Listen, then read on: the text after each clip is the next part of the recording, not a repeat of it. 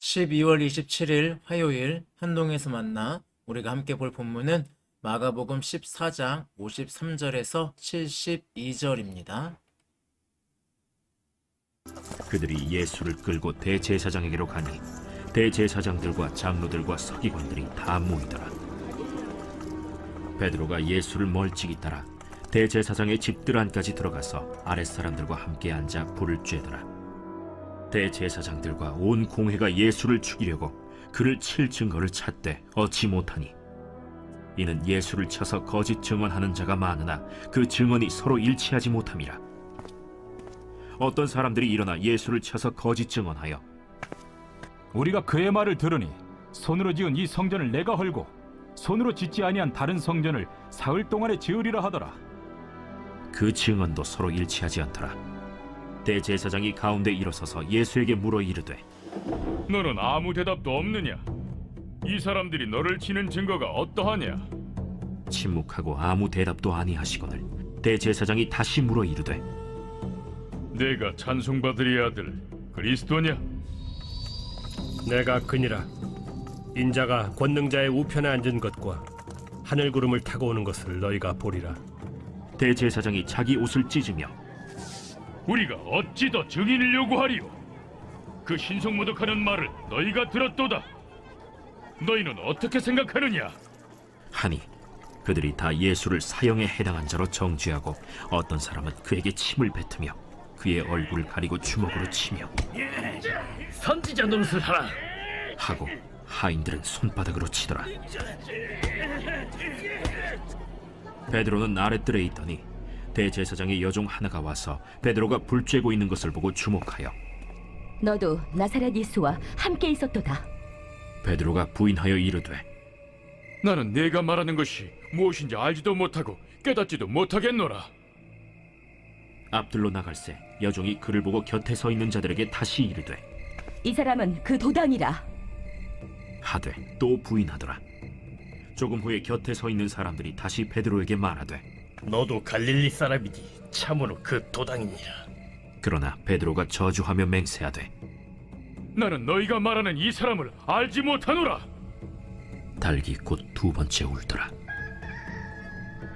이에 베드로가 예수께서 자기에게 하신 말씀 곧 달기 2번 울기 전에 네가 3번 나를 부인하리라. 하심이 기억되어 그 일을 생각하고 울었더라.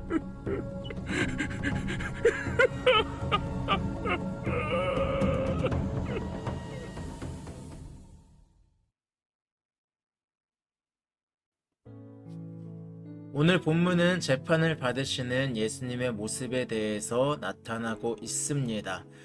예수님의 재판은 밤중에 일어납니다. 보통 재판은 낮에 일어나야 하지만 예수님을 빨리 죽이고자 결의했던 사람들은 밤중에 급하게 재판을 하게 됩니다. 그러다 보니 이곳에 모여있는 사람들도 선동된 무리라고 할 수 있습니다.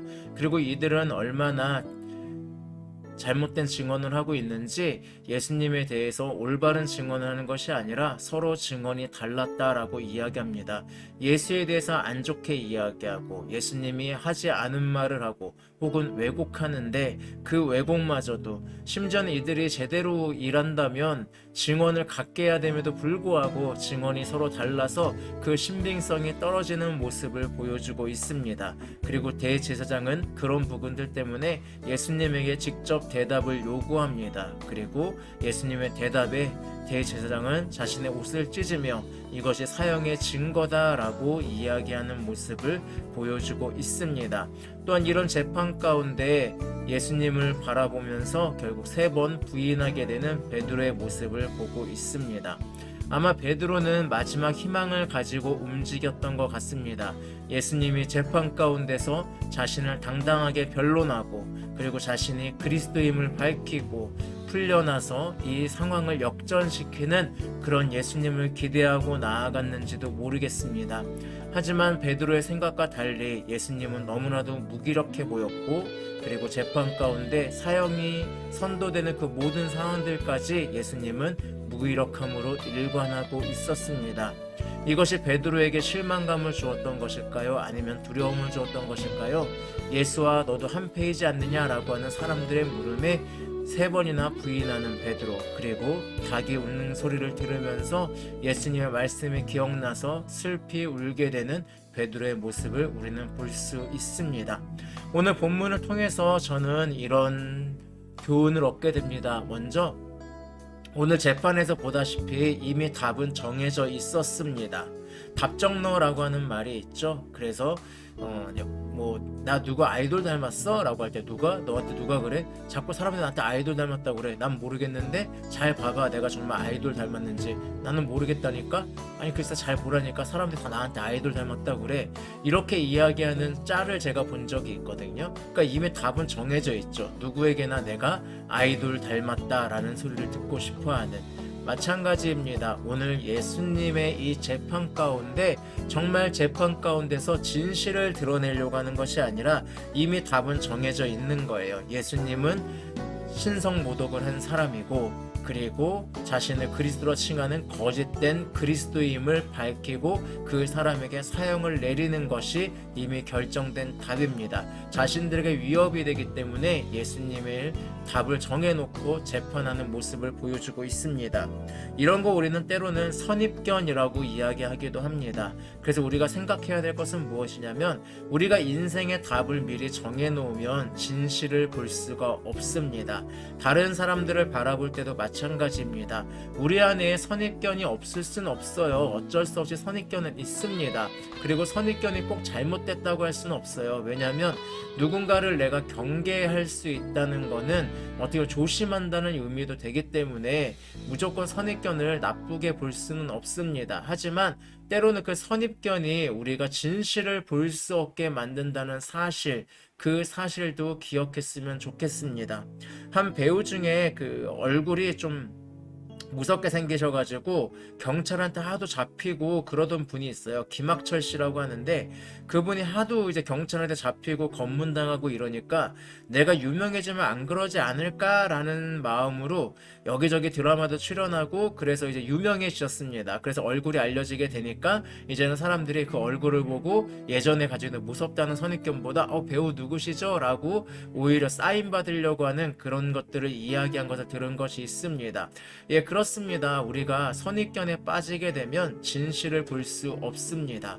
오늘 예수님을 올바르게 바라보지 못했던 이유는 답을 정해놓았고 예수님이 거짓된 선지자라고 하는 선입견을 이미 가지고 있었기 때문에 그렇습니다. 우리 삶도 그럴 수 있습니다. 여러분, 답을 정해놓지 않으셨으면 좋겠습니다. 우리 그리스도인들은 하나님이 보여주시는 것을 보는 사람들입니다.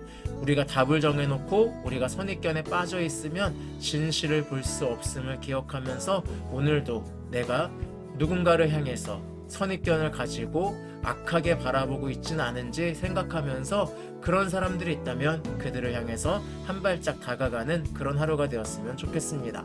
그리고 더 나아가서 우리가 베드로의 부인하는 모습들을 좀 봤으면 좋겠습니다. 마가복음은 사실상 베드로가 적었다라고 이야기합니다. 마가는 베드로의 이야기를 적고 그 다음에 베드로의 이야기를 듣고 그것을 기록하였다라고 하는 것이 최근에 나오고 있는 학설 중 하나입니다. 베드로가 실제적인 저자이다. 물론 마가 개인의 이야기도 있지만, 개인적인 신학도 있지만 전체적으로는 베드로가 한 것이다 라고 이야기하고 있습니다. 그렇다면 베드로는 자신의 3번 부인한 사건을 굳이 이렇게 기록할 필요가 있었을까요? 과거는 과거이잖아요. 그럼에도 불구하고 베드로가 이 과거를 하는 것은 과거를 반성하는 모습을 보여주고 있습니다. 내가 지금 교회가 이렇게 따르고 교회가 위대하다고 이야기하는 나 사도 베드로도 과거에 이렇게 실수했던 자다, 실패했던 자다. 그러니 너희들도 용기를 가져라 라고 하는 의미에서 이 본문을 기록하지 않았나 라는 생각을 하게 됩니다. 여러분, 그러면서 생각할 수 있는 것은 베드로는 이 과거를 이겨냈습니다.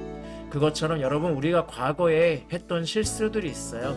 과거에 했던 실패들이 있습니다. 그것에 대해서 과거는 과거일 뿐 사로잡히지 마시고 이겨내셨으면 좋겠습니다.